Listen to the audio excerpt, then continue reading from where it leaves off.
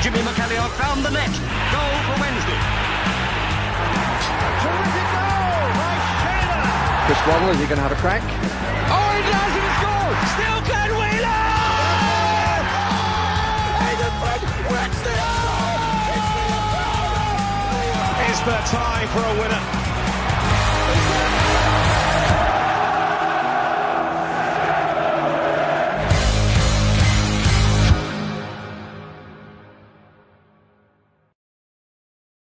For many months now, Dejphon's financial problems have been there for everyone to see. Despite the club being run into the ground and everyone wanting to leave, there's no sign of him selling. So the question is the newly formed Independent Football Regulator our only hope? Hello and welcome to Wednesday Till I Die podcast. I'm James Mappin, alongside me, as he always is Mr. Matt Johnson. Matt, how's things, mate? All good? Yeah, not too bad, mate. I think it might be time might be here for lack of the conservatory, and I might have to move the table back into the lounge here because I am fucking freezing. I'll be honest with you. I'm sat here with like a huge, big, thick jumper on, etc. Yeah, it's not going well out here. I'll be honest with you. For those that are watching and not just listening, you might be able to see Matt's breath as he breathes in the conservatory. Not quite just yet, but you know we're going to be on here for a while, so it might be coming. That's the thing with conservatory, isn't it, Matt? It's absolutely roasting in the summer and freezing in the winter. Who thought these conservatories would be a good idea? I have absolutely no idea. Honestly, James, all of those emergency pods we were doing over the summer, and if I wasn't already hot under the collar from being so angry about what was going on at Sheffield Wednesday, I've then got to come and sit in a sauna, effectively, for a good hour just to rant about it. And now, well, what I would give for some horrendous news so I can just get myself warmed up. Yeah. Anyway, no football this weekend. Well, I mean there is, but we don't watch it, do we? It's those international teams that have been playing. What have you been getting up to this weekend in the absence of football misery? I was on full dad duty on Saturday yesterday. Went over and saw a mate of mine and just let kind of kids tear around a big kind of like grass area. There was a hockey match going on. My missus walked away in disgust when the team went 1-0 up, and I started going, yes, come on, from like 20 foot away. My missus just went, oh, it's just disgusting. You sound like such a hooligan, and walked away. It was very funny. So for the next 2 goals, I did exactly the same. I would do the same. Don't care who it is, what sport I'm watching. I draw the line at Tiddlywinks, though. I think that would be a bit too far when it cheering like that when someone gets it in the cup. But anyway, I've been pumpkin picking, which normally comes around this time. Obviously celebrated my birthday in the week, which I dragged out as long as I possibly could. So I was at my parents yesterday and stuff, which was always nice. You always get it's like a present a day, then, isn't it, from various different people? You don't get much now at my age, but T-shirts, socks, and didn't get any pants though, so I think I am winning, which is always good. I did put a tweet out and asked what other people were doing. Finn went to the Hallam FC game. I saw there were over 1,000 people there at their ground. I was just saying, I've got Spyrites in my head. That is Chesterfield's nickname. Yeah, why have I got that in my head? Where did Hallam play? It's gone out of my head now. I've just read Hallam play just off the back of Crooks. It's on that. It's the one with it's a massive slope. So I've played Sandygate. So I've played a game there, and there was a free kick that nobody on the team that I was playing for wanted to take. And I thought, well, I'm not a dead ball specialist by any means, but I'll have a crack at it. 30 yards out, I thought, I've got enough room to get this up and down over the wall. And when I stood behind the wall, James, the ball was level with the crossbar. And I thought, I know why every bastard's walked away from this now, because you've got to put this about 2 foot off the floor to have a chance here. Very interesting pitch to play football on. It is really strange, isn't it? I know Hillsborough had a bit of a slope on it at one point, didn't it? And I think they've fixed that. I'd tell you what, James, if you can find the YouTube footage of me running back to try and stop one going in at the Leppings Lane end for a charity game, my goodness me, you'd think there was a slope on it. I'm running through bloody quicksand. It's horrendous, honestly. You'd think it was like I was running uphill, like up a, when you see them people running up like a ski jump for like a Red Bull challenge or something, you'd think it was that. It was that bad a hill. It was that bad. That's just you and your legs, Matt. That's what that one is. Correct. Matt's done Manchester Cross Country League and he's watched some, I don't know, egg chasing grand final or something yesterday. Trip to Whitley Bay for James. Sea air at Runswick Bay with my daughter. Did not give football a thought, especially Wednesday. That was from Sean. Dave having some beers in the Weatherspoons. Can't beat that one. Roger, another picture of beer as well. So it looks like people were just continued the drinking, just didn't have the football to. It got nothing to spoil the day or interrupt the drinking. Yeah, exactly. And Tony went pumpkin picking, so big up Tony. That's where it's at. Pumpkin picking is the future. It's a very, very October activity in it. It's very October international activity, that, isn't it? Yeah, picking some pumpkins and then paying over the odds for them as well, and then taking them home, putting them outside your door, and then they just disintegrate. So absolutely fantastic. As you can imagine, I'm delighted with all of that. Anyway. It's when you walk back, like you walk back through some random field and then there's just, as you get to the exit, there's like this trestle table set up with like a gazebo over the top of it. Don't worry, card machine's working. You get Wi-Fi out there, wouldn't you? Oh, yeah, definitely. And got a balaclava on as well, going to rob all your money for these shit pumpkins that you've had to walk around and carry the bastards like for God knows how long. You've picked them, carried them, and the crap, they're not even round. Covered in mud. Yeah, I've got half at field in front garden now, but anyway, kids liked it, so can't really complain, can we? To be honest, just as well, I just want to mention me and Matt for the past kind of 10-15 minutes before, probably why we're a bit late coming on. Actually, just been perusing classicfootballshirts.com and just laughing at how expensive some of the Wednesday shirts are now. And what was the most expensive one? There's a Gerald Sabon for, was it 200 or 250? 250, I think. Yeah, 250 for the yellow, blue and white away shirt from 1998, I want to say. 250 quid in an XL. Not enough X's for me, so that's 100% the reason why I'm not getting it, by the way. Just the X's. Not the price, of course. But no, let's, as always, lots of people in the chat, which is always good. JF says they are called the Countrymen. That's Hallam FC. Countyman. Oh, yeah, Countyman. Yeah, sorry, Yeah, apologies. Yeah, cheers for that one. Need my readers on. George is in here. We've got Big Artie Shaw as well. We've got John says, evening all, are we due an emergency podcast anytime soon? Well, we don't have them for embargoes anymore. We've ascertained that one because it would be one every single week if it was. But hopefully, if by that you mean that the club is going to be sold, I hope it is tomorrow, mate, if I'm being honest. If it's going to happen, probably not. And he says, evening, spent the afternoon watching Paul Pashley at the OEC. Big up to Paul, absolute legend. You need to change your butcher, Matt, says Steve, apparently.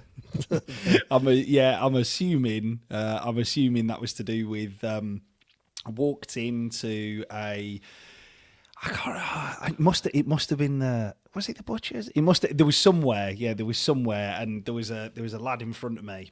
I think this might be Steve. There was a lad in front of me who had SWFC on like tattoo on his arm sleeve. I just went, that's fucking unfortunate. That two of the most unlucky people in one shop, like just stood here. Yeah, it was tough scenes. Yeah, really tough. Yeah, really difficult. There we go. And Goose just corrected me or trying to help me out, saying it is, of course, Sandy. I had the S right. I got the S right. But you know what? It's one of the things when you come on here and you're live, my brain just goes to absolute mush. So with your 20 screens, worrying about when the camera's going to conk out. I've been using this other camera. I've gone back to the old one now, so it will happen. I know it will, guaranteed to happen at some point. So get your comments in your drafts already for the new camera and all that sort of stuff. But so Goose has been wearing his new Trust shirt. Very nice. Yeah, they will be on sale very, very shortly. I hope it was going to be on sale last week, just gone.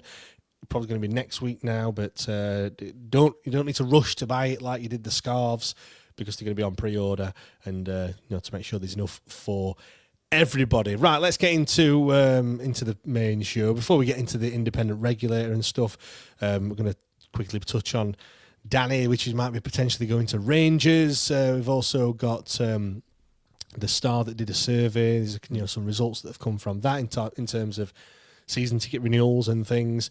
Then we will get onto the independent regulator, And then, we've got a game of football next week, Matt, apparently, against Charlton, which we might need to talk about. I can tell you, I've got a train booked to London at 8:30. Whether I see Charlton or not is a different issue. Completely different issue.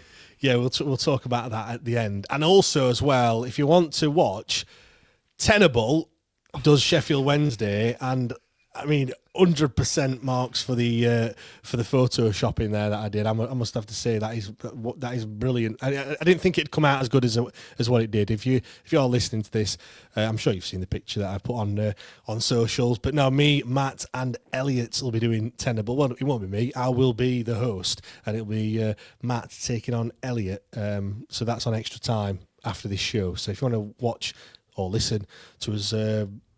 To Matt get all the questions wrong, then you have to go to patreon.com/WTID pod. I thought I'd do something a little bit different with no football, and we'll see how that one goes. Right.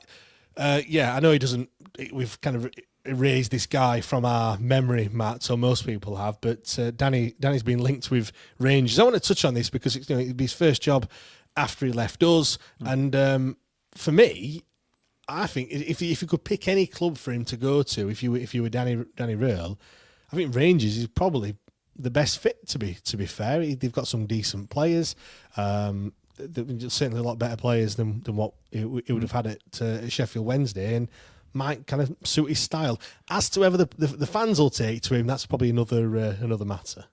Yeah, I think it's a really interesting one. Just going back to your club's point, I think there are a couple of clubs where I think I could see Danny Rohl tipping up at a number of different places. As we know from the summer, he was very keen to get back into anywhere basically. Hallam FC at Sandygate, he could have gone there. Yeah, yeah. If he's got money to spend, he'll be all right. But yeah, I think at the minute Rangers is an option. Wrexham potentially might be a job that he would look at, maybe if he's still out of work in a year's time. Birmingham City, depending on what they do with Chris Davis. I think there are a couple of clubs out there. I think Rangers is a good fit for him. And I mean, I know absolutely nothing about the ins and outs of day-to-day Scottish football. I just don't.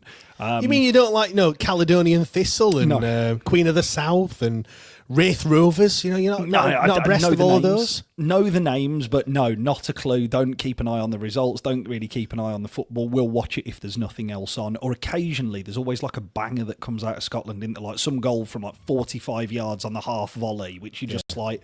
And it's on a plastic pitch, and you're looking at it going, fucking hell, what is that one of the 17 times that they play each other? Yeah.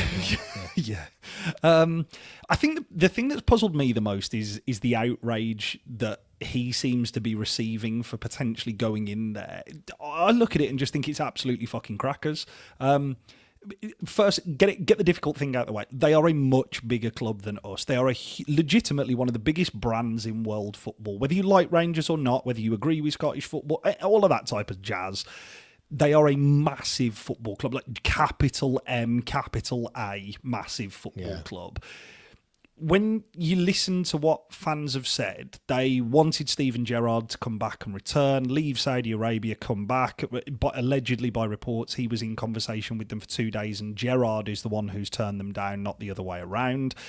I think when you're looking at a manager coming from Saudi Arabia, you've got to look at, has he been there long enough to not get taxed on his earnings? Has he been but it's a genuine thing, isn't it? It's the same with Ivan Toney. Is people talking about Ivan Toney and saying, he should come back? Should he? He's still got another year to go if you don't want to get taxed on it. The fans seem to be crying out for like Derek McInnes or Stephen Robinson, like a couple of names. Sure, sure within Scottish football, I'm sure that there's a lot of pedigree there. They seem to hold like Steven Gerrard in really high esteem there for what he did, and I think he deliver their like 54th trophy or something like that. And he did do a great job there, but what I would say is, boy, was he found out when he came down here. When he came down the road, he was found out very, very quickly in some very some very like forgettable spells at, again, big clubs. I don't think anybody, because they also seem to be wrapping it up, is Danny Rohl is a Mark II of Russell Martin. Now, I will say this, if Henrik Pedersen was sacked tomorrow and Russell Martin was brought in, I actually think there'd be quite a lot of Sheffield Wednesday fans who go, oh, for fuck's sake, what are we playing at here? Because Russell Martin's squads require you to have the best squad in the division. The run that he went on with that Southampton team when they ended up in the playoffs, do you remember where they couldn't lose a game? Like they were just constantly winning football matches. has a shelf life. And it only works if you've got the best players in the division who can play that style. Now, we were on the end of an absolute shellacking from them in that 4-0 where Dejphon Bernard played in the 6. I just look at Danny Rohl and just think that he is a different proposition. I think if you look just purely at the numbers and the evidence that is there, yeah, you can make a very quick decision. His win percentage at us, I think he's like something like mid to high 30s. I think it's like 38% or something like that. You have to contextualise the situation here. You have to, because it is so unusual at Sheffield Wednesday. And I think whether it be Rangers, whoever it is, whoever picks him up, you're going to get one hell of a manager with him, if we are being all completely honest and remove the emotion from it. In my opinion, I know he tried to tout himself around to jobs left, right and centre. He's still one of the better kept secrets in the managerial game at that level, for my personal opinion. Like this time last year, we were talking about him going up and making the step up to a Premier League job this time last year. That's what we were talking about. The way in which that we tailed off towards the end of the season, okay, yeah, 100%, he has some responsibility in that. Not all of it. He doesn't shoulder all of the blame, but he has some responsibility in that. The owner has a lot of responsibility in that, as does the playing squad. Every single one of those as a 3, like all work together to have that kind of like, not a disappointing end to the season, but the season sort of fizzling out to a mid-table finish. Yeah. I think I look at Danny Rohl going into Rangers, and I know Rangers fans won't want to hear this potentially. The squad that they are trying to beat is Celtic. That's the only other squad in that division that matters to Rangers. At present, the two squads are worlds apart. And actually, the manager, Russell Martin's a poor appointment. Danny Rohl is not a poor appointment. Danny Rohl is the right appointment with a poor recruitment strategy by just going out and buying the best players in the division. What I would say is, as Sheffield Wednesday fans, hopefully they've seen enough evidence from Jedi Gassama out of all of the signings that have come in at Rangers this summer from the Championship. Some of them believe he's blown hot and cold. Some of them believes he's only up for Europe. You've got to remember he's, 21, 22? He's a kid. Like, he is a child, where last year was his first proper season. I mean, we as Sheffield Wednesday fans, we know our players, we know our managers, and we know whether they are good or not, and we are good at making an assessment on them. Like, if I think about Ross Barkley, we saw him for 2 months, and everyone was like, what a fucking player this kid is. And he's gone on to have a fantastic top end career where he has played for Premier League and European champions in Chelsea. The same is said for Shea Charles. Shea Charles, you knew watching him last year, this lad has the potential and capability to go and play for a top end Premier League side. I look at Danny Rohl and think, could he manage in a top division at a top European club at this point in time? No, I think that's too big of a jump. Could I see that in his future if he progresses at the rate that he did here? Yeah, absolutely.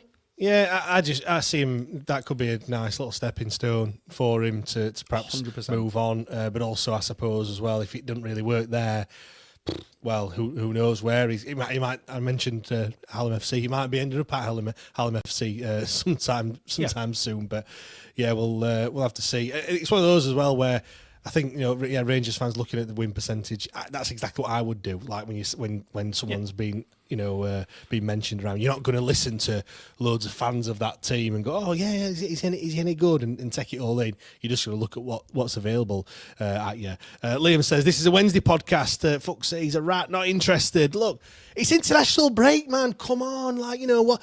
There's not. Let's just talk about the same shit every week. Chansiri's a wanker. Carry on. Move on. Or also, we'll move on to don't worry, Liam. We are getting onto the really positive stuff of 90% of people won't renew their season tickets. So it is coming. Don't worry. It's coming. I just thought I'd just bring it up because some people want to talk about that. Bobby doesn't want to listen to it. Who gives a toss about Rangers? But Rob says, can Danny take Ugbo with him? Hopefully, yeah. That would be fantastic if he can, but unfortunately Danny's not blind, but or else he would. Right, let's get on to some Wednesday chat then. The Star, the Sheffield Star, not the Glasgow Star, the Sheffield Star did a survey over the past couple of days. I mean, the headline that they've ran with is 90% won't renew their season tickets. I think there was about 4,000 people or that actually took the survey. So I get that it isn't it's not everyone. It's not all Sheffield Wednesday fans that have filled it in, but certainly it's a decent amount. Now, I think 88%, I think, was the actual figure, have said that they won't renew the season ticket. So I kind of doing a few numbers. I think I want to say we've got 17,000. Obviously, we don't know for certain because that figure never ever comes out of the football club. I've not counted them, but I think it's around about 17. If that 88% was for all 17,000 season ticket holders, you're looking at just over 2,050 it would be, to be exact, next season. Now, if we've got 20,000 season ticket holders, that jumps up to around about 2,500. Matt, how many season ticket holders do you think they're going to be next season? Because that if it was 2,500, that is a very, very low figure. I mean, I think it's going to be more than that personally, but my God, like that is 90% is a big, big old number. If you're asking me to put a number on it, James, I think 7,000 would be my guess, around about that type of number. One thing that I would say is that is a 10,000 drop in the space of 12 months, which is really big. But also, Wednesday fans on the whole are really good at just doing nothing, and by that I mean not spending money. And that is not a dig; it's meant in a good way. We are good at the passive protest stuff. We've proved that we are good at boycotting. We are good at not going to things. We are good at not turning up and paying for things like that. We will happily do. So all you have to do is, when it comes out, you just have to mull it over for a bit and then just not spend your money, and then you've kind of done what. And it's ironic as well, because I've been saying many a time, why can't you pay for season tickets on direct debit? And this would stop all of this happening, because now it's kind of like it's a big thing. When the season ticket early birds come out, it's like, whoa, it's always like, fucking hell, how much is you charging? Oh my God, like, you've got to get your money together quickly in a short space of time. You only have 7 days to do it. Whereas if it was on a direct debit, I've always said, like, it would stop all of that kind of negativity towards how much they cost. Of course. Because it'll just be an email that gets sent to you. Obviously, there'll be a news thing as well, that the new prices are out, and it'll just be badged as a £4 increase or whatever it's going to be. And if you wanted to opt out, you've just got to click this button or whatever and probably fill out a 400-page questionnaire to cancel. And then, so by doing nothing, you would just then automatically renew into next season. Whereas now, the conversation amongst every Wednesday fan now is always kind of, have you got a season ticket? Yeah. Or are you renewing your season ticket next season? That's what everyone's asking each other, and it is a resounding no from quite a lot. I will say as well, Duncan's hit the nail on the head. What people say on a survey and what they do is different. Yeah, I 100% get that. But now, I think we've touched on this before, you're having it's not, normally it's kind of one person, it might be a group of 5 or 6, and one person's like, I'm not getting a season ticket. And normally, because it's, they've had enough or whatever, but it's not like a unanimous thing. It might be they've not got enough money this time, or they changed the jobs, or whatever it may be, whatever their reason is for not getting one. Fair enough. Whereas now, it's big groups that are kind of collectively saying, you're a bit of a black sheep if you say, I am getting one. So now everyone's like, I best not get one, because, I mean, rightly or wrongly as well, people are being called out for, buying pints in the ground and stuff like that. I think there's that kind of, that siege mentality now of, it's like, you best not buy a season ticket. And again, I want to say, you do you. If you want to buy a season ticket, feel free. It's entirely up to you what you want to do. Just purely saying it how it is and how I see it at the moment. Those things are happening. I do agree with you that I think that kind of 6,000-7,000 mark will be what we see next season. And by God, like, people might think that's not really a success. It is. That is a massive success. But I think, Matt, the people that are going to struggle are the ones that go to the away games as well, because they're going to have to give up going to the away, or the possibility of not being able to go, not having enough points, because obviously you get your 230 points straight off the bat for the season ticket. I feel like they've built up your points, and you're top of that tier. So then you keep buying the away tickets the following year as well, and then you're at the top again. And also next season, we're going to have them small allocations again, Matt. I think them people. I've got 230 points. Well, I haven't. I've got 460 because it's 2 seasons. Yeah, it's 2 seasons. Yeah, I'm terrified. Did I go last week? Did I go last year? Did I go to any cup games? I don't know if I did. I can't remember. I might have gone to 1 or 2. So I might have got like an extra 20 points. Yeah, I can't get any away tickets with my points unless we go to Blackburn away again and have 7,000. Do you know what I mean? But like, so it doesn't really matter to me. But I think, you mentioned there, you're terrified. What, terrified not having enough points to go to the away games? So. Yeah, absolutely. Give me 2 seconds. I'm just logging into my Sheffield Wednesday account here just to be able to tell you exactly how many points that I have for my priority points, which allows me, I think I'm second or third wave for most tickets. So mine's 790. So mine is second or third wave for most, where I went through a period of time where having season tickets but not having enough priority points, so ended up on the scrounge very regularly, like messaging people, has anybody got a spare, blah, blah, blah. And then when I had the opportunity, was buying tickets for games and going to games. So Plymouth away on a Tuesday night where we were all, I think it was the George Byers one where we were sent off. Yeah. There for that, arrived at 2-0 down, chucking it down with rain. Left at I think I left 5 minutes to go, and we were down to 10 men, and it was 3-0 down. I've spent a long time following this club up and down, whatever. Do I think that it would massively and drastically impact the way in which that I spend my life because this football club runs a large portion of my life and my family's life? Yeah, it would. I'm absolutely terrified about doing it. Trade-off is I can't back the person who's running the club. I don't support the person who's running the club. I haven't supported them for a long time. I've gone out of habit, and I've gone out of just kind of like, continuing to go because you want to, because we're still competing at a certain level. I'm now at the point where, and again, I've said it on here quite openly, James, I am convinced my seat in Hillsborough is the best seat in the house. I'm going to lose it. I'm going to lose the opportunity to sit with my dad on the row behind me. In his seat that he's sat in since he moved over from the north in 2012. I'm going to lose all of that. What other opportunity do you have? Like, what other alternative do you have to continue to go and fund this absolute shambles at paying overpriced and, overinflated value as it is? Like, no one can say our season ticket, if you have got one this year, is worth the value for money. It's not. No. Now, you know what is going to happen here. You know what's going to happen. You know there is a likely 90%, 95% chance that we are playing League One football next year. You also know if the current owner remains in charge, we are going to be watching a bunch of kids. We are. We're going to be watching a bunch of kids because Barry Bannon is an absolute legend. He may just choose to retire rather than going and sign him for another club. Because I can't understand, I don't know. I can't imagine that there is more than a year deal with an option of another year on the club and the players' side. Like, we're not paying players.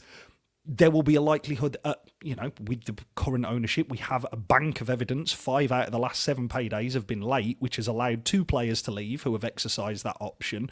Others will follow. Like, they will follow. They will not want to play League One football. Can you honestly see our better players, Dejphon Bernard, Max Lowe, Jan Valery, Barry Bannon, Piers Charles, all deciding to go and play League One football for a year? No, they won't do with the current ownership that's in charge. They won't. Well, Jan Valery is currently in the Tunisia squad. They're off to the World Cup, whether he plays or not. Well, he probably will because he seems to start most games for Tunisia.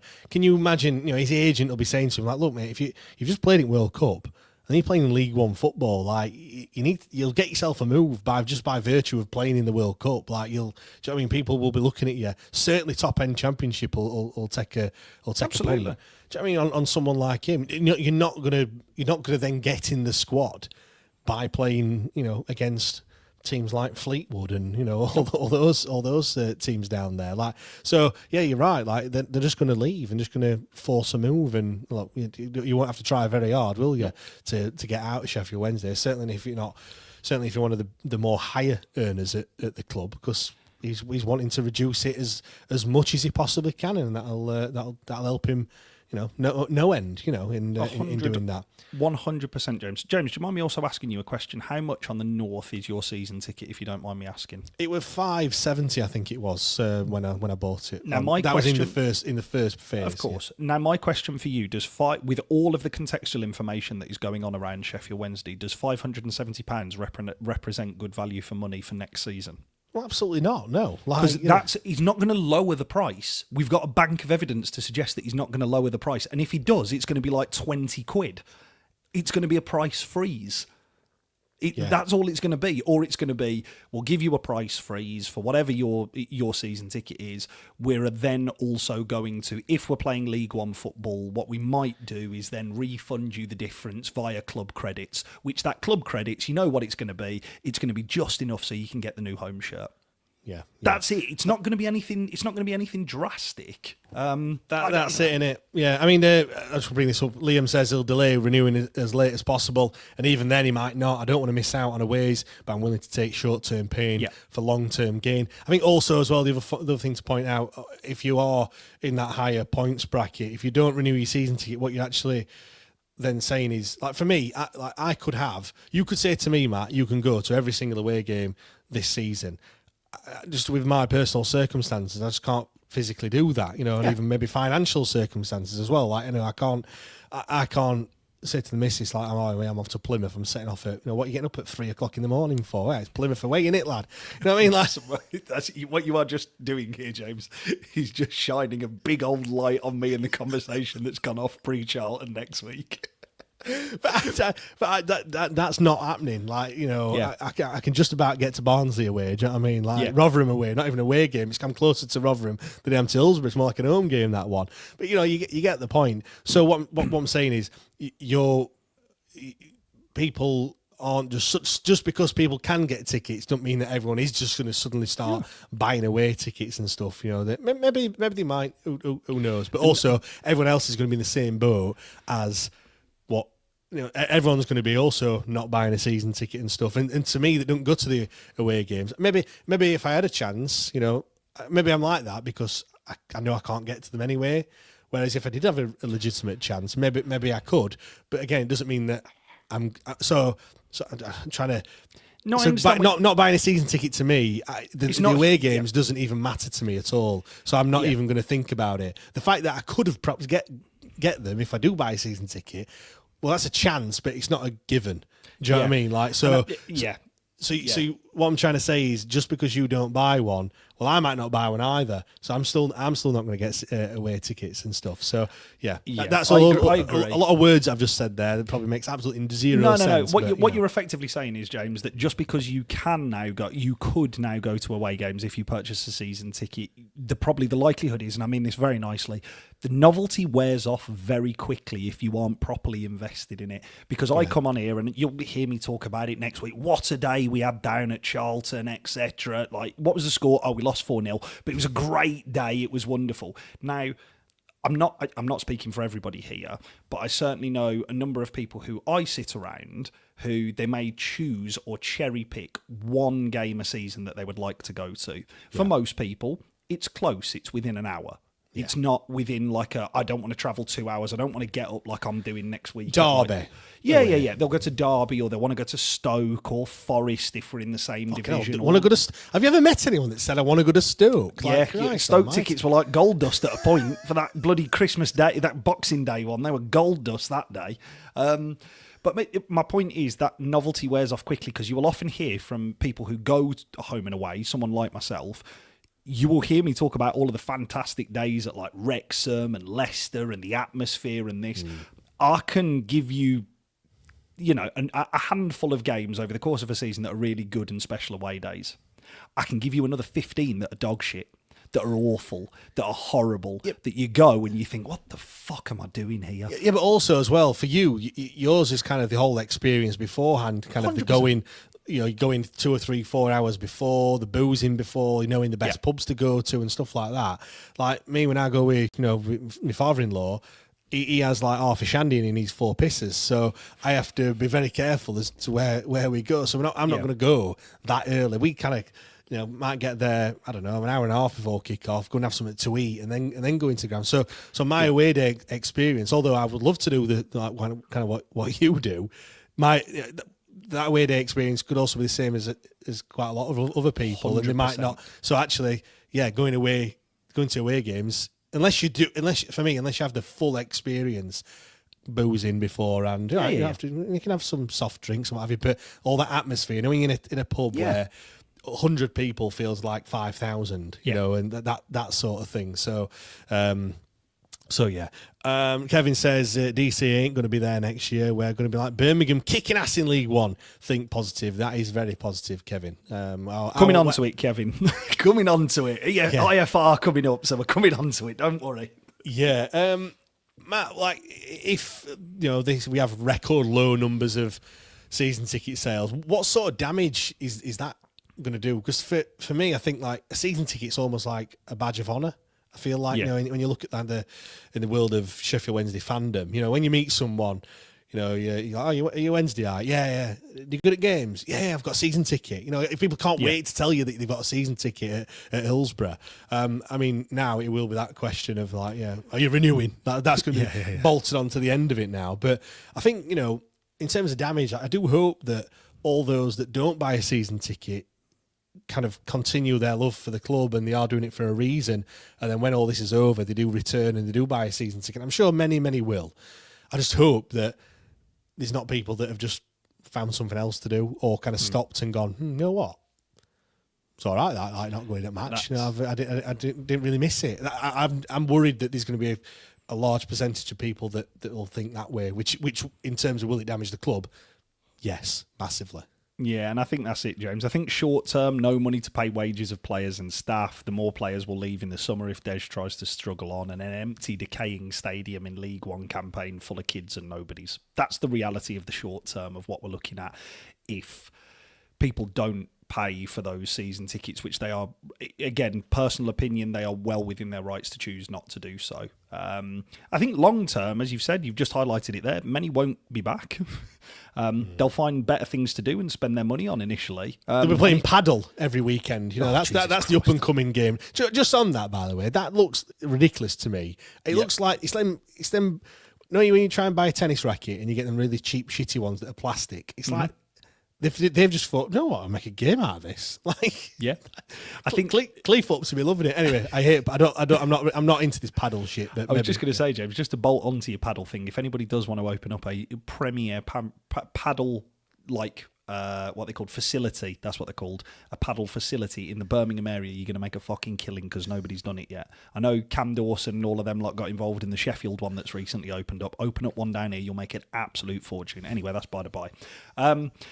I think going back to long term with people kind of finding other things, I think the other thing is it's going to put a particular deep rot between fans and ownerships where they become naturally more distrusting of owners. As already a fairly sceptical fan base because we've seen a whole raft of owners prior to DC who you didn't feel you could really trust. I'm not saying all of them, obviously. I think Milan to a degree, I think Lee, Stratford as well, those are ones who, irrespective of how you felt about them, you could actually say, well, do you know what, at least I know what I'm getting with these two. Yeah. Then you're going back into Dave Richards and stuff like that, and you're just thinking, oh my word, this is bad, round here. Dave Allen as well, you're thinking, oh my God, shit, this is horrendous here. And the club will have to go some way to re-engage those fans. They will, whoever the new owner is, they will have to go some way to re-engage in those fans. In the short term, there is no good that comes from it, aside from obviously the chairman stepping aside. But actually, for my money, I think it's a necessary evil. It's a necessary evil, and it's a necessary, painful undertaking that fans are going to have to make a decision on. I agree with you, and I back up your statements to begin with in terms of it's your money, do with it what you want. I'm not going to throw shame on anybody for doing so. Ultimately, it's your money. You choose what you want to do with it. You've worked hard for it. If that's what you want to do, go and do it. But I think I agree with you again, going back to that last year, we talked about it over the summer. I've seen a number of posts on social media of people saying, I'm not renewing this year, but it was in their group of 4 or 5 and pockets. Now, not so much.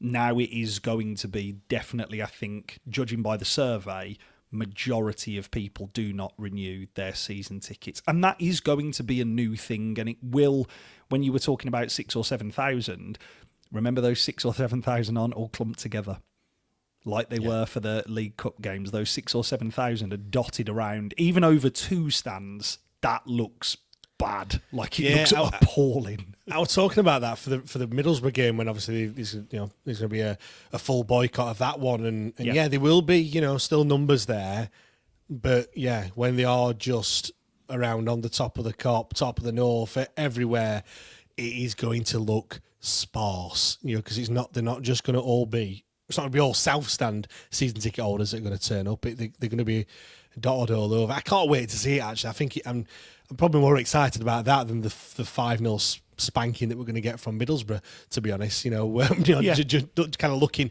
the anticipation of what is Hillsborough going to look like, and I hope Sky do it. Do it some decent service. I think they will do, because obviously the last time, not the last time we played Middlesbrough at home, but obviously the one of the last 2 times that we played Middlesbrough at home, there was a tennis ball protest organised by the 1867 group, and that received good coverage. For 4 or 5 sleeves of Slazengers, that received really good coverage. And the game was halted whilst the tennis balls were cleared, and Sky made a huge deal about focusing in on it. They also made a huge deal about, they also made a huge deal about the Birmingham City one. This was before mass protests were organised, where it was the leaflets. Sky, what we do know is, regardless of how we feel about why the Independent Football Regulator is needed and Sky's involvement in that, I'll be honest with you, James, what Sky do love more than anything else is a news story, and bad news sells far better than good news. I think they will do as much as they can. They're all over it, aren't they? They know what's happening, so whoever the commentators are, I'm sure will do their due diligence and actually find out the reason why there's no fucker in the ground. when the attendance has normally been 20. I can't wait until the official attendance comes up on the screen. Official attendance 22,000. You're looking thinking. I'm really excited for that. Really looking under your seat, like, are they hiding under it? Are they? Where have they gone? I can't. You know what? I really hope. Obviously, the people that have been doing that, the stadium stuff, that they've been great with the playlist and things like that. I really hope that they put it on, because if you had a, if you were. If it was Dejphon Chansiri, well, maybe he would just do it anyway. He's that type of person, but you wouldn't put it on, would you? It'd be embarrassing. Like, it's just creating another thing. But I just don't think they can. I really hope they put it on. I do. I really do. I do too. And I know we joked about it a couple of weeks ago about kind of like the playlists and blah blah blah. But that is a real. Yeah, I mean that. I'm very excited now. That thought hadn't even entered my head, James, but now it has. Oh my word! They need to do the T. Oh, please. Oh, please. 22,000. Yeah. Oh, yeah. And he says, "Play Money's Too Tight to Mention" by Simply Red. Get your songs in that should be on the next playlist. It will be Borough. Borough is the next home game that we've got. Rum Punch says Ghost Town by the Specials. Yeah. Johnny says, bet they don't announce it. I would say they don't, but it would be really funny if they certainly do. Steve says, will you be doing a watch along for the Borough game?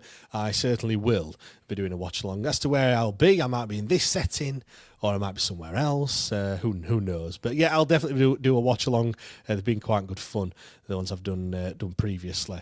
Bjork, it's all so quiet. That would be magic. That would be magic because it's so delicate. Shh. Definitely. On this survey as well, our survey says 87% of fans feel Chansiri will be forced out rather than to sell. We'll come on to that in a second, because obviously that's all to do with the Independent Football Regulator. Another question was also on whether he, being DC, will still be here in 6 months' time. That'll take us to April next year, if you can't do the maths. 2/3 think that he will be.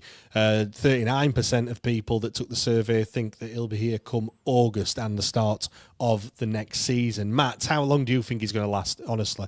I think he'll be gone before the end of the season. I've maintained that for a long time. I don't think he sees the season out here. Or he might see the end of the season, but he'll be gone before then. I would say longer if he were able to asset strip The problem is for Dej that he's already done that. And he's run this so poorly that there are maybe 3 assets left that you could command a fee for. That's assuming that you are able to pay them between Pierce now Charles, and then consistently. Pierce Charles, Ernie Weaver and Dejphon Bernard. And that's assuming that all of those are paid on time with guarantees that those, because they are assets, are paid without fail, no issues, no problems. And also assuming what you've just named there, by the way, is the treatment table. Yeah. Do you realise that? But he's also assuming that between... sorry, James, I'm just getting distracted in the chat because there's just so many fantastic songs. We'll come on to them in a second.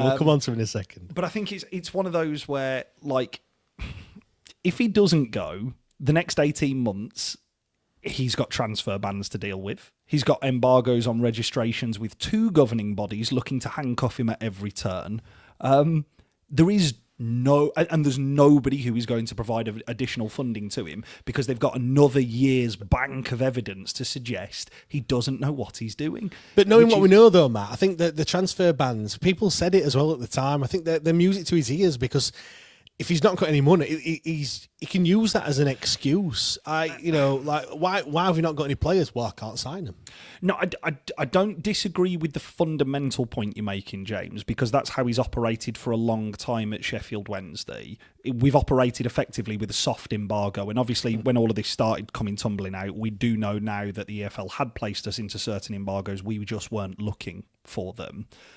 What I would say is the difference is now is it's not his choice that he's not paying for those players. And also, if you think about the wages that we were able to pay people last time we went down into League One, we were competitive in terms of at the top end of the division. You know, Michael Smith and Michael Ehekwa came for good money for League One standards. They dropped down from a championship club in Rotherham at the time to come and play for Sheffield Wednesday. Why? Yeah, because we're a massive club in our toy town, but also because of the fact that we could probably pay them more wages. We can't do that now. We are soft capped on how much we can pay people, and it has to be ratified by the EFL. You then also add that into the loan market, which he has utilised to the nth degree with successful coaches who have come in and brought recruitment teams in to do so. You can't even use that. So what pool of players are you shopping in? You're shopping in your youth system, which you've neglected for 10 years. You're then operating in a youth system where it's external players who are coming in from released academies and you're paying them nothing. Now, I'm not talking your Jeddy Gasamas here where you've paid a fee further down the line, or your Anthony Masabas where you've done that. I'm talking your Charlie McNeils. I'm talking that type of a player who, Charlie McNeil may well be a fantastic player in League One. We have evidence to suggest that he struggled at Newport in League Two. So who is going to do the recruitment? Because there are no staff left at the club who are going to recruit. Is he going to have got itchy trigger fingers and sacked Pedersen by then and the rest of the coaching staff? Or have they walked because they haven't been paid yet again? I just don't see him lasting the season. I think there are just too many things that are stacked against him. And as we're going to come on to talk about the independent regulator, you've now got somebody who does have, on paper, the power to say, this is no longer your decision. I don't think you'll be here past the end of the season. Yeah, I mean, I really don't know. I hope you're right. I really hope that, because this season we know he's going to be a relegation, and then if he also goes as well, you can just draw a line under this season and then just potentially start again, and then let's just see what it's like. And we might actually have a bit of positivity in the fan base and things. And I think it was Peter that said at the top. I think Big Artie Shaw said it as well. People will come back. It's an absolute no-brainer for whoever the new owner is to do some sort of incentive. To be fair, I don't think they even need to do any incentive. People will just return. It's just hopefully everyone returns and maybe even you never know, we might even attract new fans as well. I think you look at Birmingham, I think there's a waiting list, isn't there, for season tickets at their place, because every man and his dog wants a season ticket down there. But that's the legacy that they built on the relegation and League One, is because the messaging that came out, they had time to steer the ship in terms of, and that is, I suppose, the difficulty if Chansiri lasts until the end of the season, is if you look at the Birmingham owners, they came in around February, March time, and they said, we're going to give it as damn good a go as we can to try and stay up. And they came close, but ultimately they were off. They then went down to League One, and all of the rhetoric when they went down to League One was, we are going to get us out of this, and backed it. So lots of fans flocked in that early couple, because they also didn't remove season ticket sales until I think it was like 3 weeks in or something. They just kept the season tickets open. You want to buy one, you can buy one. Like, they're the same price. You've missed 3 games, but you can buy one. And now what it's led to, yes, James's camera's flickering, it's going. There we go, he's back. I think they've then come up to the Championship after, the record points total in League One, all the rest of it, you've then seen this huge rush and this influx. But a lot of that rush and the influx is also because they know that they have a new stadium on the horizon. Because they do. Can you get a Birmingham City ticket? Yes. Can you do it where it's through the official club channels nowadays? No, not really. It's knowing somebody who's not going. Then you have to get one that way, or you have to be you have to go through their membership scheme or whatever. Effectively, all they've done is change the messaging. What I would say to that is, James, that for a side like Birmingham City, you have to continue to be successful on the pitch, because the fan base will not stick with you. Whereas what we've seen at Sheffield Wednesday is you can put a wildly mediocre product on the football pitch and fans will actually come back tenfold. Yeah. Because that's what we did. well, you're always going to see that, though, because you do have a core they're always there through thick and thin. Yeah. They will always be there. And then that top, the fans that top you up are glory seekers. Let's just call them that. That come in when it's all good, and then when it's bad again, they just disappear. And you just have to hope that it's good for long enough that they actually want to stay when it does get a bit rough. But if it is only short-lived, which you generally find, unless you get to the Premier League and then stay in the Premier League, it is going to be that, because you're good, and then you have a season where it's too difficult, and then you have a bad season again, and then people leave. So right. Let's move on, and let's talk about the Independent Regulator. But before I do that, I did say get your comments in for songs that should be on the playlist. I read that one. Bjork one. George says, "Live and die in these towns." George, we've already got that one on the playlist, as we found out in the last game against Coventry. That is already there, so we don't need that one. Graham's gone with "Think We're Alone Now" by Tiffany. We've got to get out of this place by The Animals, is what Steve says. James has gone with "No Money, No Problems" by Notorious B.I.G. Liam, The Beatles, Taxman. That's a good one. I just want to point out as well, you could put anything on here and as a song, and I would just go, yeah. My music knowledge is terrible. You could put anything. Say the Notorious B.I.G. one. It's a play, because it's more money, more problems. Oh, right, okay, yeah. That's why it's put knockoff at the end. Yeah. Right, okay. Yeah, that's it. My music knowledge is terrible. So you could put anything down, and I would just read it out and go, number one, definitely, 1997. Is this a song? "He'll Be Gone Before Christmas," or is he talking about the? No, I don't think so. But I hope it is. It's a new Christmas number one in Sheffield. I'll be honest. Yeah, it's like a sung to the same tune as "Driving Home" back at Christmas as well. Let's have a look. Nigel, "Money's Too Tight to Mention." Is that a song? Yeah. James has gone with Elvis, "It'll Be Lonely This Christmas." George gone with "Rehab." That's after we've got him out. Anyway, I could read more and more and more, but I'm not going to, because like I said, now I've mentioned that, I feel people are going to put daft things in and try and stitch me up a little bit. So we'll move swiftly on. Let's talk about the Independent Football Regulator, or the IFR, as we'll probably refer to it, because it is a bit of a mouthful. Before I do that, I just want to say as well, a huge thanks to all the members of the various different supporters groups that have given up their time over the past, I want to say a couple of weeks, because I know they haven't had a meeting with the Independent Regulator, but I suppose it also spans over many months as well, that this has been kind of giving up a lot of people's time. I know there's been a lot of meetings behind closed doors and stuff between people in their respective supporters groups and various other things that have been going on. I just want to again, just thank them all really for all the time that they've given up. But obviously, most recently, they did meet with a representative or representatives from the independent regulator to kind of educate them on the current situation. I mean, Christ Almighty, if they need educating, like where have they been living under a rock for the past, however long? But we do need to be front and centre in all of this as a football club, and I think we are, because all of the media stuff that has been going on over the past week with the independent regulators just mentioned Sheffield Wednesday on every single one.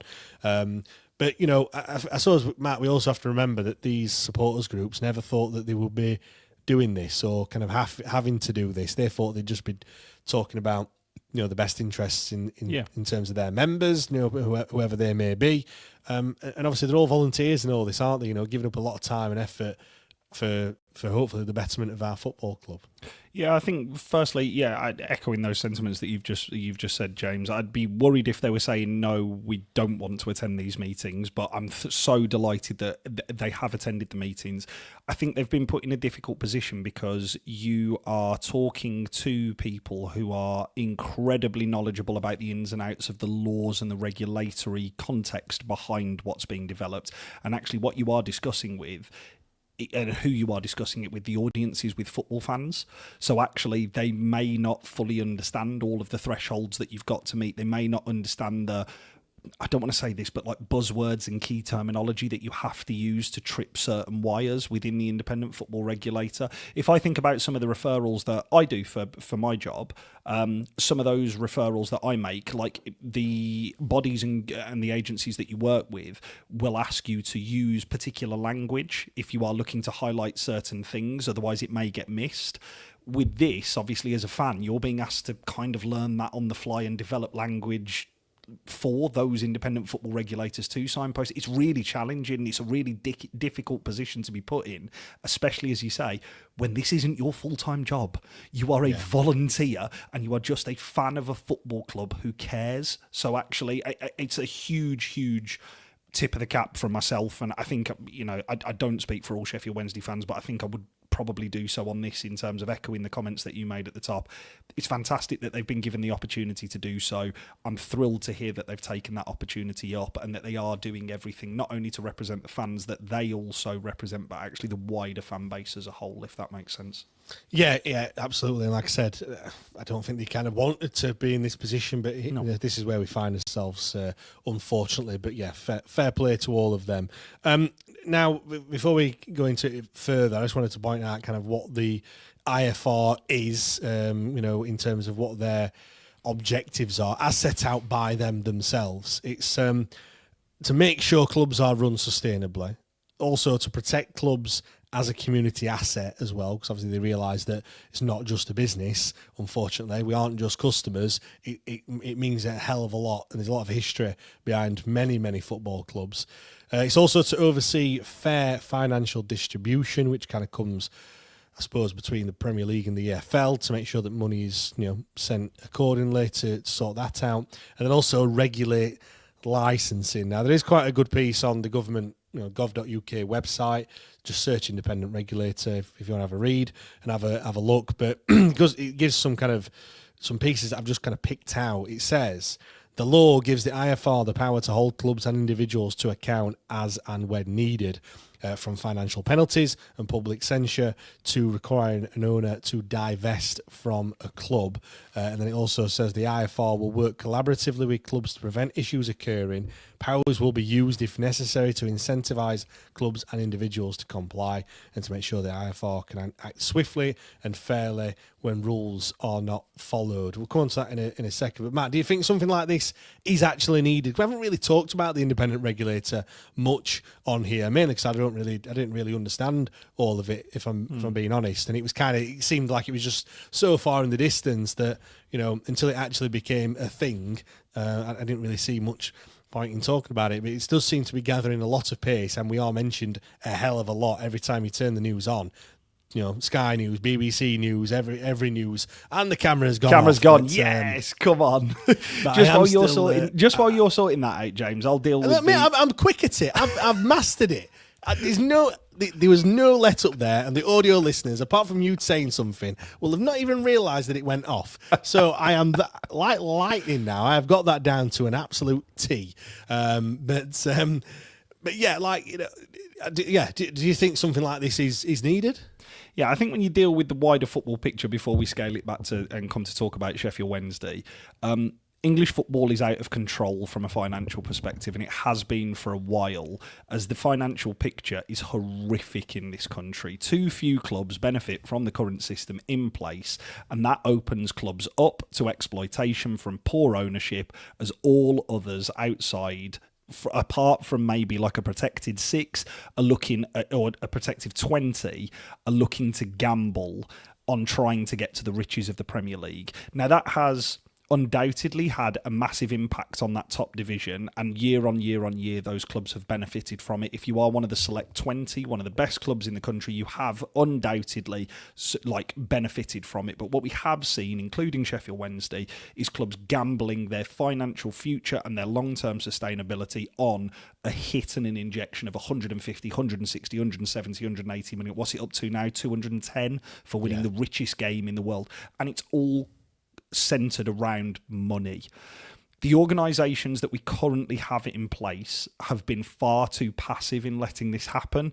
The Football Association, for one, are the ones who need the most targeting, but because they remain silent on everything, they're the ones who get off fucking scot-free for most of it, and actually they're the ones who are the real problem here. The Premier League, obviously, because they've been too passive, because they've just seen the money and everybody getting very wealthy off the back of it, and the EFL have done absolutely nothing in the grand scheme of things to help football clubs, and they've hidden behind poor legislation and let owners and clubs rule and run the roost in pursuit of financial gain. There are regulators in a number of other markets, because football is a privatised market now. Those markets and those regulators are there to ensure that companies and shareholders are playing fair. Football needs this, because football in this country is still like the Wild West for ownership, and it leaves itself open to exploitation. Yeah, exactly. And I think when you look at that, the Premier League just want the biggest and the best league in the world. And because of that, they've been allowing things to slide, you know, in order to do that, you know, in terms of allowing money to come in from here, there, and everywhere. Have all the best checks and balances happened? I don't know. But probably not. You know, when you look at where money has come from, like, who's to know that is actually a legitimate source of funding? And then, like you just mentioned, the carrot of getting to the Premier League, as we have seen in our own instances, is too big of a draw for many people, especially people coming in from other countries. You don't see now, like, owners of football clubs. Very few are actually fans of that club. Like, you don't see many at all. And I'd love to know the numbers in the Premier League, a number of owners that are actually can call themselves like they were a fan before. They could probably tell themselves that they're a fan now. I bet it's not many, if any, you know, when you actually look at it. And I don't get me wrong, James, I understand the point that you're making. I don't think that you need to be a fan of football or a fan of the football club to be a good and successful football owner. No. But I think years gone by, that is traditionally how, obviously, in this country, the game has been marketed. You have a wealthy individual who has some sort of a connection either to the local area, the game itself, or the football club in some of the best cases, and runs it how they would like to. The problem is with, obviously, the financial success, let me change that, the financial success of the Premier League in a global market is what you have got is people from big, huge investment firms and people with really, really deep pockets, individuals or groups of individuals, spying one of the last good opportunities in sport, which is, if you're looking at baseball teams, if you're looking at basketball teams, if you're looking at NFL teams, all of those, their valuation is in the billions, like billions and billions of dollars and pounds. When you're looking at a Premier League side, you could probably pick up a mid-table Premier League side. Well, how much was Newcastle sold for? 320 million at the time, which was, to everybody else, was an astronomical fucking figure of like, oh my God, this is an absolutely outrageous figure. That is roughly around about the same figure that Neymar was transferred to Saudi Arabia for. So it is actually good value. It's good value. It represents good value and good business if it's a long-term investment strategy. Yes, you have to have deep pockets, but there is still value to be found. You could buy, realistically, Joe, sorry to go on it, you could buy, I'm thinking, let's take a Arsenal. How much do you realistically think it would take for like a genuine global brand with some of the most exciting players, some of the most forward-thinking and progressive marketing teams who are working for them? How much would that realistically cost you to buy? Like an actual, if you went and gave the figure, how much would that cost? I mean, I was just about to say a billion, but I really don't know. I have just Googled it, and AI thinks $3.4 billion, which is... But what I would suggest for what you are getting for your money is year-on-year consistent exposure. You are getting one of the biggest brands in global sports. We're not just talking, because, football is the most watched sport on the planet. It's not just like, it's like NFL, where it's just contained to one country. It's legitimately a global business. When you're talking about where the value is to be made, it's the low-end Premier League sides, like your Leicesters or your Southamptons. I know they're playing in our division this year, but you can pick them up for around about 100 million quid, maybe a touch over. If you bought Leicester, they're Premier League champions in the last decade. So that represents good value. I just look at... The problem is you've got too many people who are chancers at the minute, like Dejphon Chansiri, who are coming in with a large upfront lump sum and no idea and no clue how to run a football club. And they're getting exploited by all of the people who are underneath them. Has he made poor decisions? Is he an idiot? Is he an egotistical maniac? Yes, of course he is. But he's sunk more money than he actually ever had into a football club, and he's no better off for it in any walk of his life. And a regulator has to do something about when those owners get into trouble and refuse to sell and refuse to listen to sensible offers. They've got to do something to protect a football club, which is ultimately a community asset. Yeah, I mean, the point I was trying to make with when I mentioned about owners being fans of the club is I suppose it's I get your point. Like, just because you're not a fan doesn't mean you're not a good owner. If you put we've banged this drum for many a time. Put the right people in the right places that actually do that job, and you'll be absolutely fine. Not have I been a fan of every place that I've worked? Have I kind of bought all those products that I've no, I haven't. But it doesn't mean I'm not going to do I'm just going to do a shit job because I'm not a fan of them. However, I do kind of agree with what Kerry said here. You need to care about the fan base, though, since they are the ones that spend the money. Like now, does Dejphon Chansiri actually care about us? And has he ever cared about us? If you think about it, I don't think he actually has. Like, no. I honestly can't say yes. I don't think he's done one thing. Buying Jordan Rhodes, maybe, is the one single time he's actually listened to fans. I mean, people are going to come at me and go, "Oh, we've done this, we've done that, But I think collectively, I don't think he has actually cared. And as I mentioned last week on my little rant, he's 7,000 miles away. I've not even checked if Thailand is 7,000 miles away. It sounds about right. It probably isn't. You get the point. He's fucking miles away. So actually, it doesn't matter that we're here talking about this. It doesn't matter that people are actually, contemplating not going to the Borough game, contemplating not going to the Steel City Derby, which is the most talked about football game in Sheffield, and people are actually having that, those conversations. He doesn't care because he's not even here. He's not even around here. He's not even in Sheffield, where I suppose if someone, again, I know it's not going to happen, but if someone is a Sheffield Wednesday fan, like that they can't bring themselves to making those decisions because they are a fan at heart. I mean, I think in terms of coming back to the initial question, is it needed? I think it is pretty simple. That I think that David Cogan, who's been appointed there as the chair of the Independent Regulator, I think it is kind of the easiest job in the world because clubs should be doing all of these things that he's pointed out anyway. They should be sustainable. They should be, they should be having the community at the best interests and stuff like that.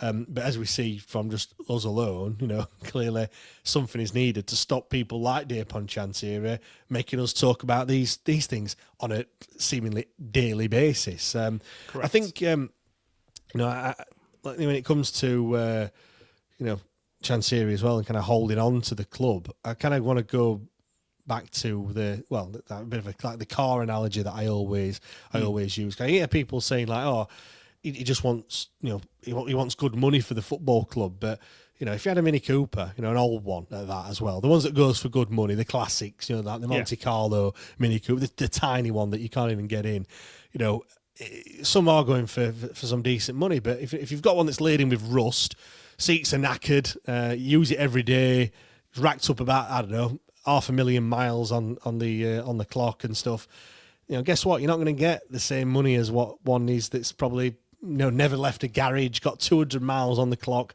absolute pristine condition. But our Dej thinks he can get the same money as one of those, citing those down the road. They've 100 million. He thinks, yeah, I can get 100 million for my football club. It's got a bigger stadium. What else do you want?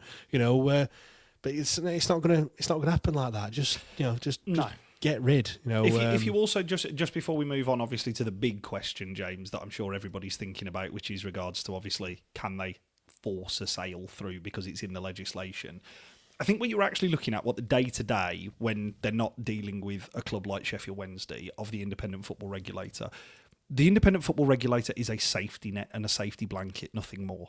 That is what they are ultimately designed to be, in terms of, like when we saw with Cardiff, where Vincent Tan came in and tried to change their home shirt from blue to red because red sold better in the Far East, and actually he started taking out all the blue seats and putting in all the red seats. Fans of Cardiff and the owner, like fan groups and representatives could say, hang on, this is going against all structure and tradition of our football club. We don't want this to happen. The IFR looks at it, speaks to the football club and goes, what's your reasonings? He says, I'm trying to tap into a wider market and a fan base globally. They say, yeah, that's not going to happen. Will they get involved in, because I've noticed somebody in here has said about, it's Barry here who's put about the ticket prices. That isn't an IFR issue. If the club decides to charge, like Dejphon has decided to charge us like astronomical fees for dog shit football, you can say, I'm getting ripped off. The IFR goes, yeah, but it's exactly the same with, you always go back to the pair of trainers. If Knight want to charge you 185 quid for a pair of trainers, you're the one who chooses to pay that. Like, it's up to them to set their price structure. Now, if it was astronomical, like, I see your season ticket, which you mentioned about being like around the £500 mark. If that went up to £1,500, then they'd probably get involved. Well, but the thing is, though, as well, though, people just don't buy them. Like, it's simple as. So I don't think really you need a regulator to do that, because then you'd have 2,000 season ticket holders, and you go, well, that would a bit shit. Maybe I need to rethink that a little bit. And do you know what I mean? That's, you wouldn't possibly. I don't think it would work. Like, I mean, look, it could do, I guess, but they're not. I don't think they are really in it for that. Yeah, they're not there for that. They're there to try and do the small stuff. I say small stuff. They're there to do the big stuff that properly matters about club identity. And they're there for this type of shit. That's what they're there for. I think they want the financial security, don't they? And owners now, the IFR have got the powers to actually. I think the EFL can ask for it, but I think now the independent regulator now can really delve quite deep into it and ask probably more questions, legitimately ask these, because otherwise the EFL just get told to fuck off and and be gone. Whereas now it's like, no, you have to do this. It's starting to be like law, where they need to provide actual proof of funding so that they can be satisfied that actually, yes, this football club will still be, if shit hit the fan, this football club will still be here in 12 months' time. And you've got to have all the different permutations and plans and things like that. And I mean, I see a lot of negativity towards this. And again, I always say on here, I do feel like I'm quite naive when it comes to these. I always see the good in stuff. I know you're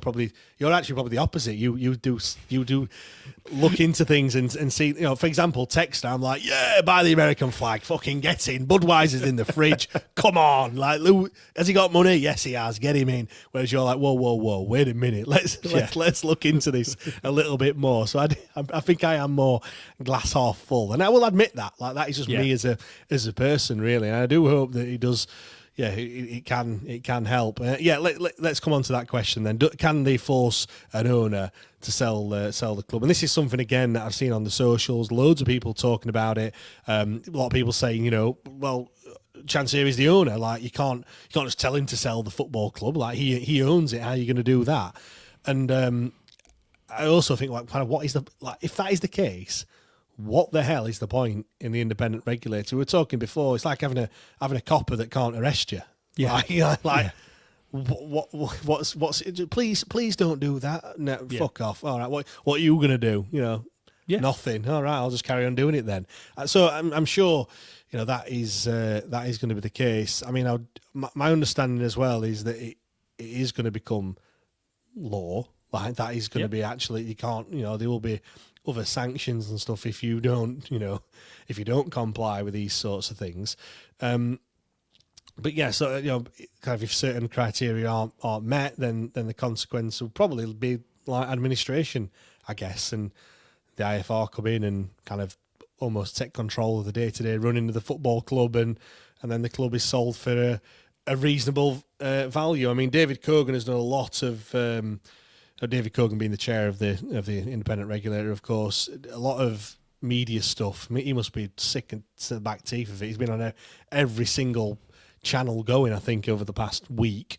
But he said that they would have the power to force unsuitable owners to sell the club, but it would also be the last resort. Well, David, last resort over here, mate. Just saying.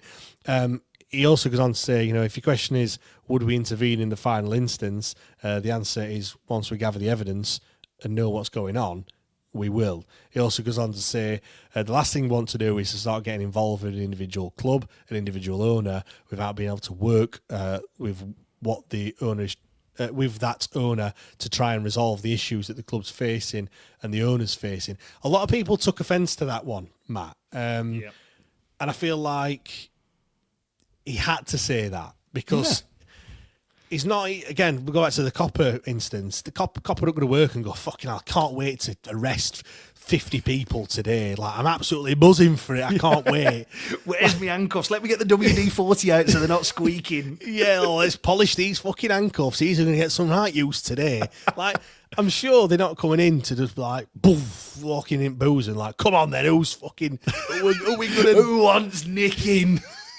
Who are we going to take down today? Crawley Town, we're coming for you. Like, they're not there to do that. They're there to try to just help the game. It's just that we're in that situation where we are kind of like drowning and we're like, please help. Like we're hoping that they're gonna save us and stuff. But I don't think the questioning is also, whilst it was asked a lot about Sheffield Wednesday, the questioning has to also appeal to the other 91 football clubs in the English Football League. Like, I think a lot of people have hung up on that point, and I don't think it's as bad as what people have been making out.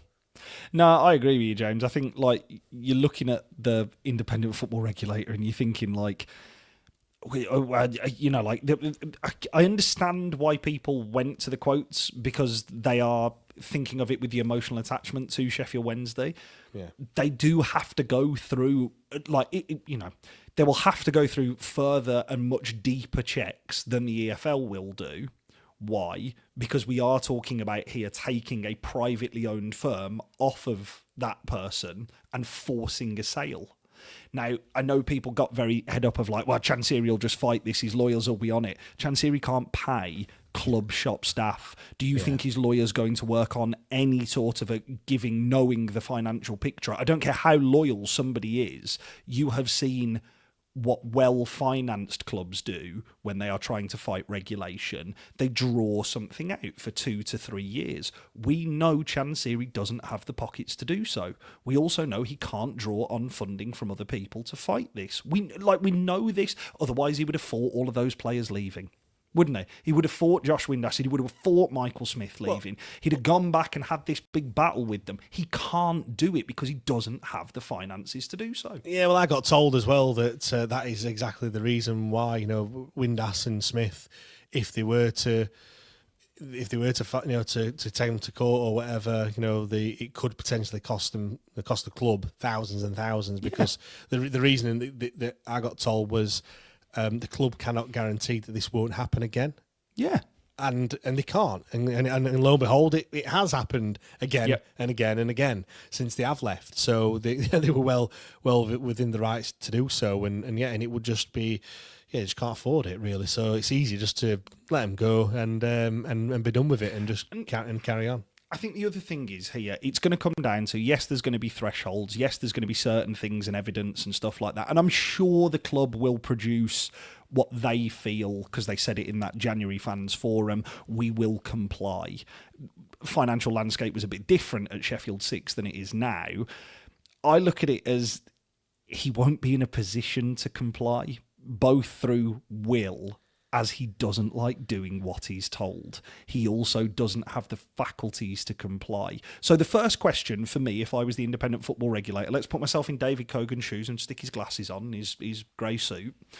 What is your financial plan for the next 6, 12 to 18 months? He hasn't got one. Previously, it was relying on us, the fans, to fund it, the same way that he's been doing this since 2018. That landscape is about to dramatically shift. There is enough messaging out there to say that this isn't going to happen. I can see what he's going to say now, Matt. He's going to say, David, do you know how much 500 kilos of unrefined African gold is worth? It's just, again, that will be the thing for me that tips him over the edges, because he isn't able to provide financial guarantees. Why? Because the EFL have signposted this for years and years that he hasn't been able to provide a stable financial plan and footing. The other thing is his inability, and it's also he's unwilling to comply with people. He has constantly been unwilling. If it's not his way, it's the highway for everybody. You add to that the bank of evidence and the weight of the footballing world and its fans who are baying for a positive outcome here. Now, if I were DC, and if he were capable of change and capable of accepting the help of the regulator, of course the regulator would be helping to facilitate DC to stay. Of course he would. That's his fucking job.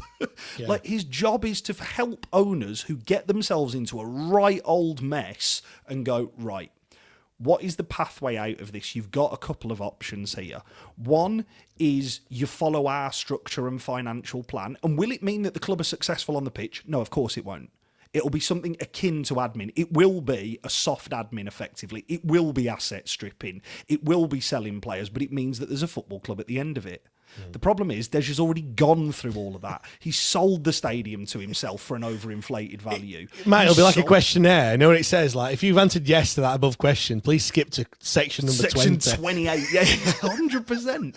Have you sold all the assets? Yes. Please skip to question number 6. Yeah. Have you charged the fans extortionate amounts for your season ticket? Yep. Skip the next 5 questions on that one. Like, And that is my point of, you are dealing with. I actually, there was a time a little while ago where if you'd have asked me this, I'd have said it wasn't quite as bad as this. And when I say a little while ago, I'd have said pre-summer. So when we learned about the first one in this spiral of unpaid wages, we are now in the bracket of Bury. We're now in the bracket of Bolton. We're now in the bracket of Reading, Morecambe of Blackpool, of Morecambe. There are 6 football clubs where you would look at and go, the financial situation at these clubs was so dire, and because of the failure of the FA to step in and act, and because of the failure of the EFL to have the proper powers to do so, those clubs, 2 of which went under. They've had to, 2 of those clubs went under. Morecambe were very, very fortunate, genuinely very fortunate that because all of this was on the horizon, the person who was there, no morals, appalling human being, but actually went, nah, there's an offer, I'm going to accept it and I'm going to move on from it. Bury weren't in a position. They were in a position with somebody like Chansiri who basically went, fuck them, and let them go to the wall. And they've had to reform, and then he sold the ground. I think Gig Lane was sold back to them or anything. So he has properly asset stripped. Yeah. Whereas here, Dej has done all of that, but he's done it to himself, and every single thing that he has done has actually depreciated and decreased the value of the football club. So now when the football regulator comes in and says, right, what are your plans financial? How are you going to sort this out in the next... What's your short to medium term plan to sort this out? Well, I can't act because the EFL have put embargoes on us. Well, the EFL have put embargoes on us because you're not paying players. How are you going to sue that? I'm going to find some money. Where from? Yeah. I'm going to take out a loan. From who? Yeah, because any other person would be like, well, I've got this business over here that turns over, I don't know, $1 billion, and I've got £700 million of a profit in it for the past year, 2 years or whatever, and they go, well, all right, okay. Yes, you know what I mean, like they'll go, oh, he's got enough there to actually fund the football club, as long as they are the within all the rules and things like that. But yeah, like I suppose if you're going to fail FFP, they'll be like, well, wait a minute, like you need to do all these Correct. things as well, sell them players, which obviously clubs are doing. You hear that we're not in the Premier League, so it doesn't matter to us. But you hear Newcastle fans saying, "Oh, I've got to sell this player because of." Because PNS rules. Alexander Isak, prime example. Like, you don't want to sell your star striker. Your star striker throws a fit. That's nothing new in football. But actually, you selling him for an overinflated value has meant that you're under profit and sustainability. Aston Villa with was it Jacob Ramsey who they sold? Elliot Anderson from Newcastle to Forest. There's loads of different ways, and they've found those loopholes. Yeah, because they are. Yeah, call it a loophole. Call it just trying to adhere to the rules. You've had to get rid of players and stuff, and that's for a whole different time. But but yeah, I feel like we are a different case, but it is an absolute tapping when it comes to the independent regulator for getting on starting on the right foot. We are in desperate need of their help, and yeah, I mean, Matt, it took us an hour and 25 minutes, but we've got to answering the actual initial question and the title of this podcast, which is the Independent Football Regulator, to give it its full title, our only hope? Because I think, while I think it is our best chance, the cynic in me can just see this kind of dragging on, and just knowing how Chansiri is and things. He's such a slippery guy, like he's just so... I just feel like he can just weasel his way out of it, and it's just a Wednesday way, isn't it? Like we see. I come back to the light. The independent regulator is that light at the end of the tunnel. I sincerely hope that it is not just another oncoming train, and we are going to get burnt by it all, because it is the Wednesday way, isn't it? How many times have you hung, like, this is the time where it's going to get sorted. This player is going to be the one that scores the 25 goals or 30 goals a season that we've never ever had, and it never is. Like, I hope it. I really hope that it is, and it can get sorted some way or another. I mean, me personally, I still think there are a multitude of ways that this could play out. Like, is this the only hope for Sheffield Wednesday? No, there isn't. Do I think personally this is the most likely? I think next to administration, yes. I think administration is as likely, because there's a number of people who are still owed money by the football club, and somebody's going to get fucking fed up sooner or later. HMRC was probably the one that I feel, if it's going to happen, it would be them. However, I've seen a few people in the comments, not on this pod, but previously, saying it does have to get quite far down the line, it's got to be a long way, order to do that. Like, but we're talking big. We're not talking like just a little bit of money. It's big amounts that will be due to the tax man, or to the HMRC. So I don't know. Tax bill due at the end of this month as well, James. Anyway, for anybody checking, wages and tax bill. Just there we go. I now, personal opinion, I now don't see someone just walking up and Chansiri deciding to deal with them. If that is the case, I would be incredibly wary of that individual. Its current state of play, Sheffield Wednesday, and everything that we know that's gone off in the gaps in between, anyone who is willing to pay over the odds for a side that has 12 players, is the second worst team in the league, with what is basically a quarter of the season gone, with a crumbling stadium, with no structure behind the scenes at all, and a dire financial situation off the pitch, unless their record as a business person is squeaky clean, there's no ties to the area, there's no ties to people who've rumoured to be involved, there's no ties to previous owners, there's no ties to anyone, and they have the deepest pockets known to man, then yeah, cool, I'll believe that you've got really good intentions. What you mean? You mean like not being the son of the owner of a company that also has bought another club, like things like that. But my point is, there was a lot of talk surrounding Mike Ashley in the week. Now, Mike Ashley, I think personally, do I want Mike Ashley owning the football club? Absolutely fucking not. Do I think that he is the perfect owner? Absolutely not. Do I think that he is the devil that you dance with if it gets you out of Chansiri? He is the lesser of all evils for me, personally. Yeah. Mate, I'd take fucking Laura Ashley at this moment in time. But it's one of those, James, where I sit and look at Mike Ashley and what he represents as a football owner, and from what we know, he is a shark. You just have to look at the Coventry deal on their stadium. He bought it for 17 million. Doug King, who then owns Coventry, then offered 25 million quid for it. So way over what Mike Ashley had paid. Ashley took him and everybody to court because he went, you got no leg to stand on here. Let them run it, kept it for 2 years, charged them rent, and then for the tune of 40 million sold it back to them. Is that the mark of a ruthless businessman? Yes. Is that the mark of somebody who morally you want running your football club? I think that's up for debate. Yeah. But me personally, I would be happy with him coming in now because you know what you're getting. You know that you're not going to like everything. You know that the club is still going to be run to a relative shoestring budget, but you at least know where the fuck you stand with it. You know that he's going to rinse you. You know that he's going to rinse the players. You know that he's going to drive a hard bargain. You know he's going to do the bare minimum to patch up the stadium. You know he's going to do the bare minimum on investing in all of the infrastructure surrounding the back of the club. But I tell you what, when somebody comes along and offers him a financial deal that he can't refuse because he's put it back into a position where it's stable, where somebody could come in and offer the money that Chansiri is asking for, he will see value and sell it. Yeah, agreed.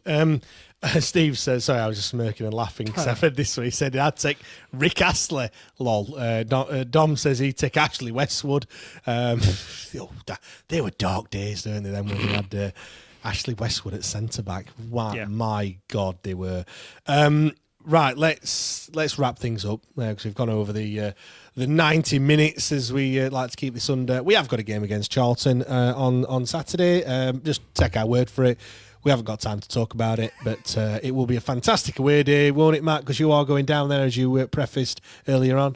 I'll be down there doing my Mac 3 blades and my bleach. I'll be 8:30 train from Birmingham International, getting into London for I think 20 to 10 type of time. So yeah, London Bridge, Angustine Hotel, and then sadly going to be ruined by 90 minutes of football. But yeah, looking forward to seeing people down there. If you do see me, please stop, have a conversation, say hello, all the rest of it. The big question is it going to be another QPR, Matt? Are you going to get in this time? No, I am going. I'm going with my dad, and I'm not going with two people who can't hold the drink. Because sadly, my dad can drink, so it's fine. Yeah. Well, that's that is a positive. So that's all good. Right, we're going to wrap things up there. Do join us on Extra Time. Head over to Patreon, patreon.com/WTRD pod if you want some tenable action. We're going to be doing a bit of a quiz, putting Matt through his paces along with Elliot as well, one of our Patreon members. So do go over to that one. I'm sure it will be a laugh. I think this show has been, it's been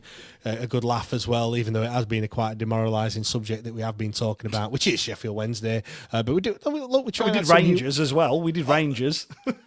That's it, exactly. Next week it will be Blackpool, then it'll be I don't know, someone else. Port Vale. Steve Bruce has been sacked. Wait until Darren Moore's sacked. Yeah, Port Vale. We'll talk about Darren Moore and George Byers and people like that. Ben Hennigan. Mate, it's practically Sheffield Wednesday reserves, isn't it? At this moment in time. So we'll be doing that. Matt, let's just do Oxford as well, because Will Volks is there and apparently he wants to batter us as well, according to reports in the media, which again, I'm sure he has to say that, doesn't he, really? Anyway, thank you very much, everyone. I hope you've enjoyed it. Join us over on Patreon. We'll be there in about 10 minutes' time. See you there. Cheers.